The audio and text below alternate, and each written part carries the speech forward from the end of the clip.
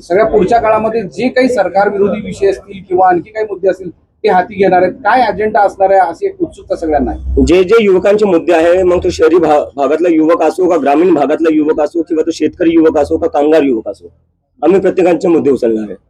एकूण राजकीय परिस्थितीबद्दल काय वाटतंय? राजकीय परिस्थिती काय ते तुम्ही बघताच आहे.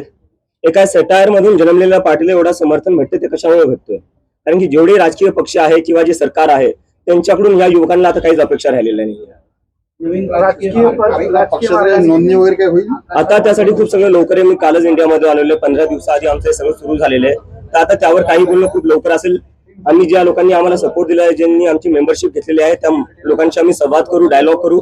त्यांचे जे काही सजेशन्स, आयडियाज आणि इनपुट असतील त्यानंतर आम्ही आमचा पुढचा मार्ग आणि डिसिजन घेऊ. आता एक विरोधक म्हणून टीका पण केली जाते.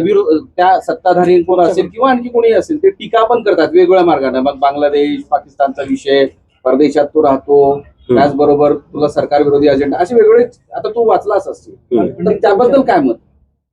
माझ्यावर जे टीका केलं त्या केल्या, ठीक आहे. आज मी तुमच्या समोर बसलेलो आहे, भारतात बसलेलो आहे. काल मी प्रदर्शन केलं. तुम्ही एका पाकिस्तानीला मग दिल्लीत प्रदर्शन करू देता हे म्हणायचंय तुम्हाला? आणि दुसरी गोष्ट माझ्यावर टीका करताय, ठीक आहे. वेदांत नावाचा 17 वर्षाचा स्टुडंट सीबीएसईचा, त्याला या सरकार आणि मीडिया, जे मेनस्ट्रीम मीडिया आहे त्यांनी पाकिस्तानी म्हणलेले आहे. जो मुलगा 17 वर्षाचा आहे त्याचं फक्त एकच काम होतं, मेहनत करायची आणि परीक्षा द्यायची. त्यांनी परीक्षा दिली. परीक्षामध्ये त्याला जेव्हा कळलं की त्याची मार्कशीट चुकीची चेक झाली, तो कारभार त्यांनी उघड आणला, तेव्हा तुम्ही त्याला पाकिस्तानी म्हणले. या देशात तुम्ही कोणाला पाकिस्तानी म्हणणार आहे? त्या वेदांतला तुम्ही पाकिस्तानी म्हणताय, जो एक सीबीएसईचा स्टुडंट आहे. मला तुम्ही पाकिस्तानी म्हणताय. तुम्ही काही पत्रकारांना पाकिस्तानी म्हणतात, तुम्ही विरोधकांना पाकिस्तानी म्हणता. मग आहे कोण? भारतीय आहे कोण? फक्त भाजपवाले आणि IT सेलवाले भारतीय आहेत का? आणि आम्ही सगळे पाकिस्तानी? कधीपर्यंत चालणार आहे?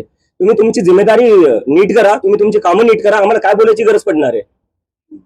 तुम्ही अमेरिकेत जाणार आहात का? नाही, मी अमेरिकेत जाणार नाही. आता मी आंदोलन उभं राहिले, दडपण आहे म्हणावं. काय ते सगळं आंदोलन उभं राहिले, प्रतिसाद मिळतो, दडपण आहे म्हणावं. दडपणची जिम्मेदारी आहे. युवकांचा प्रतिसाद चांगला आहे, पण जे उच्च विचारवंत वगैरे अशा लोकांचा काही प्रतिसाद आपल्याला मिळतो, जसं प्रकाश राज वगैरे आपण एकत्रित केले. हो, सोनम वांगचुक पेक्षा मोठं कोण असू शकतं? विश्वंभर चौधरी, अंजली दामनिया, काल त्यांनी समर्थन दिलेलं आहे.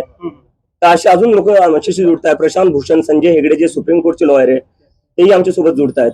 त्याला जोडण्याचं असं आहे की इतर जे या सगळ्याकडे आता हे आम्ही आंदोलन अजून वाढवणार आहे. आणि जर त्यांनी 6 दिवसात राजीनामा नाही दिला, आम्ही पुन्हा एकदा जमिनीवर येऊ. मान्य करणार आहेत का? चालू आहे, ते चालू आहे. पुढचा प्लॅन काय ठरवला? आता सध्या तरी मी घरी आलेलो आहे. 1-2 दिवस थांबेल मी. आता याच्यानंतर बघू, आता पुढचा निर्णय घेऊ. आज पहिलाच दिवस आहे माझा घरी. आपण पंतप्रधान मोदींवर काहीच बोलत नाही. राजीनामा त्यांनी घेतला पाहिजे, हे आम्ही आधीपासून म्हणतोय. जर शिक्षा मंत्र्यांचं अकाउंटेबिलिटी फिक्स होत नाही, ते याच्यात पंतप्रधानांची जिम्मेदारी आहे. जर ते रशिया आणि युक्रेनचं युद्ध थांबू शकतात, तर पेपर लीक थांबू नाही शकत. ते आया था, ये देश के किस किस कोने से आया था? आपने कुछ इसको एनालाइज किया है, कुछ स्टडी किया? कल जो मैंने टी-शर्ट पहनी थी वहां पर Indian jersey, Indian cricket team की, वो एक लड़का आया था सिक्किम से, 1500 किलोमीटर दूर से आया था. एक लड़का आया था केरला से, वो भी बोल रहा था सर मैं केरला से आया हूँ, बहुत दूर से आया हूँ, आपसे बस 2 मिनट बात करनी थी. तो मैंने बात कर ली उससे.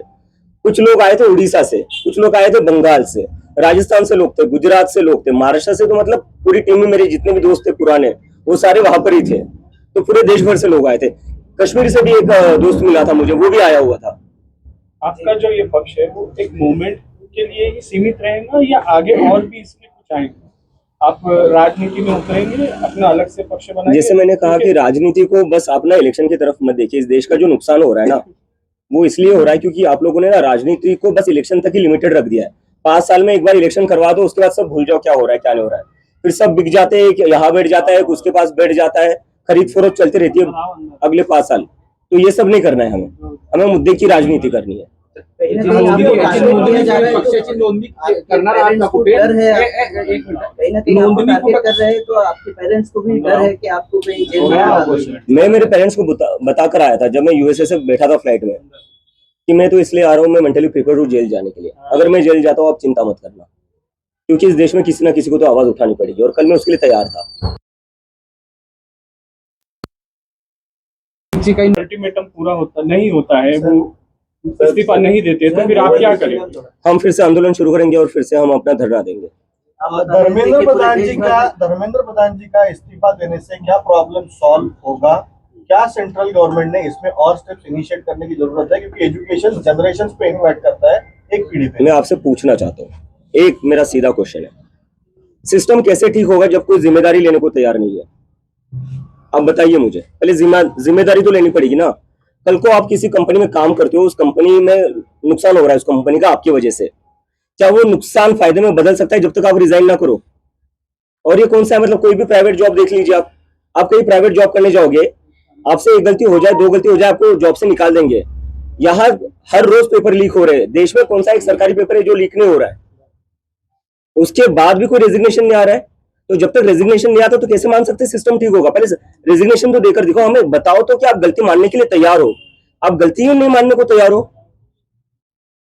आपण भाजपचे जे धर्मेंद्र प्रधान आहे तर त्यांचे जे सेक्रेटरी आपण त्यांना पण धारेवरती धरणार का? कारण की जर बघायला गेलं तर मंत्री जर 5 वर्षाला बदलत राहतात पण सेक्रेटरी फिक्स असतो, प्लॅन पण नाही का एक्झिक्युटिव्ह सेक्रेटरी थ्रू होतो, तर आपण त्यांना पण धरलं पाहिजे. छोट्या मासांना पकडून काय अर्थ आहे?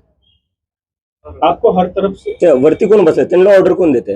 आता मी त्याच्यावरच बोलतोय, एक ऍक्शन घेतले सरकारने यावर, जे सीबीएसई नीट मध्ये झालेले, काय केलेले? ट्रान्सफर केले ऑफिसर्सचे, सस्पेन्शन पण नाही, नुसतं ट्रान्सफर केलेले. 6-7 स्टुडंट्सनी आत्महत्या केलेली आहे, त्याच्यावर सरकारचं ऍक्शन काय? ट्रान्सफर. सस्पेन्शन पण जमलं नाही तुम्हाला.